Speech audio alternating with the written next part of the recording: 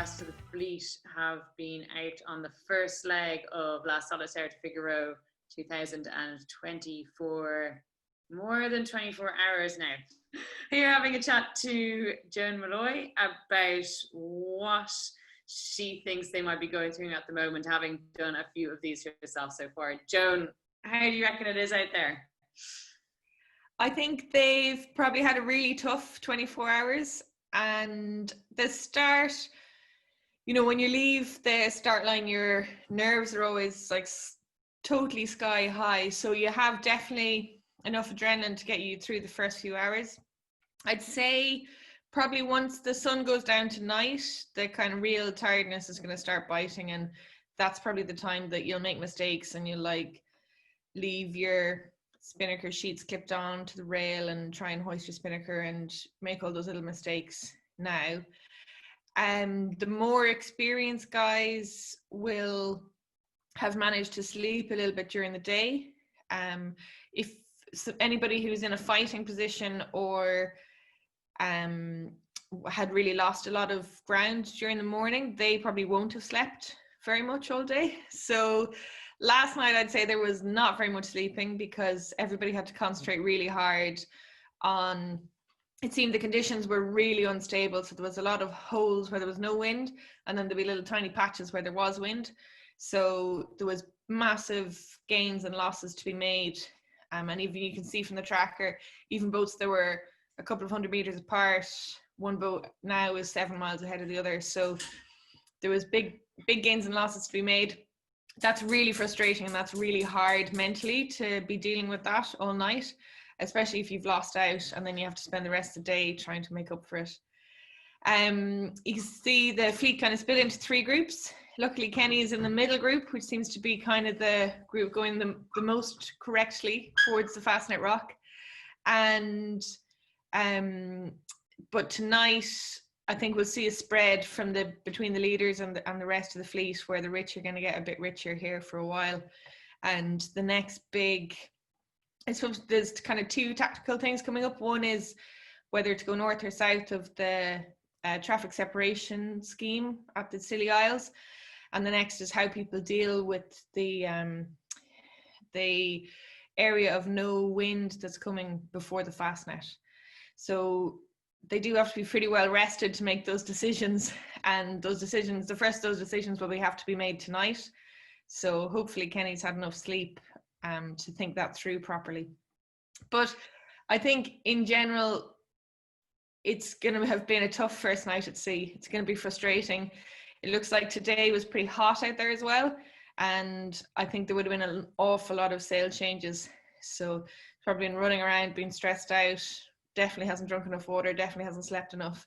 So I'd say start feeling the effects of that probably like 2 o'clock this morning, in the morning, and start feeling really like crap. Oh God, we're definitely not going to let his mother see this. He'll be fine. Everything will be fine.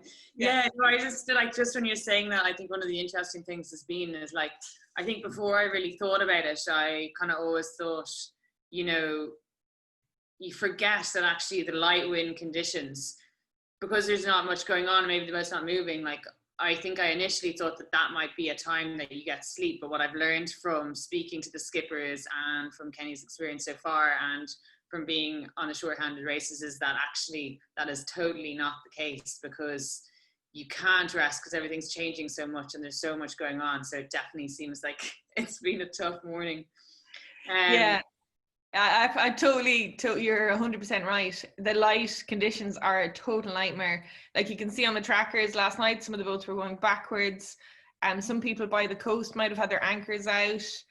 Some people did loops, you know, like wrote little loops in their track, and doing that kind of thing. You know, the skipper will have been on deck and they would have been steering the boat, and they would have been changing sails as much as they could to try and adapt. And you know, as the boat goes over a wave, your wind direction is changing, and then a little puff will come through and you'll have to change your sail, and by the time you change the sail, the puff is gone.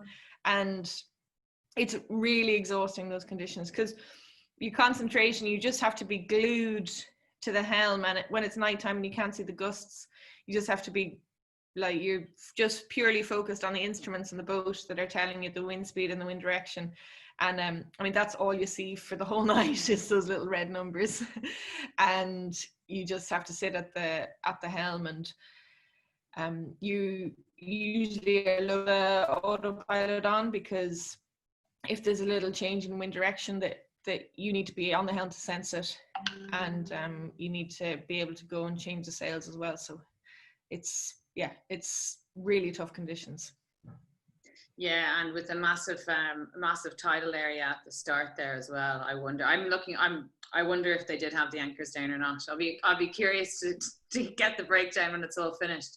I suppose we have to give a shout out to Tom Dolan as well, who's absolutely smashing it, and he's hanging in there with the front runners in the group. So hopefully Kenny catches up to them a bit overnight, and yeah, I'm really looking forward to tracking their progress.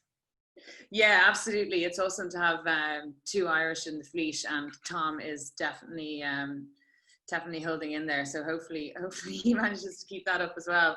And hopefully the two Irish are rounding Fastnet together or near the front of the pack at some stage, probably tomorrow night at this stage. Yeah, it looks like they could be around the Sillies tonight, overnight they should be. And then, yeah, who knows for the Fastnet? We'll have to see. We'll have to see how there's a ridge of high pressure coming over, and see how everybody deals with that. That'll be interesting. So see how long they get parked up in that for. Awesome. It's cool to just kind of have a little think about what they might be going through, and it'd be very interesting to see what happens as they come up to the islands off the bottom of England there. So yeah, maybe we can pop on again and have another little chat when the conditions change, or when they finally get up near the Fastnet, because that's another bit of trickiness in itself. Yeah, so anyway, awesome to have you on, Joan. No worries. Thanks a million.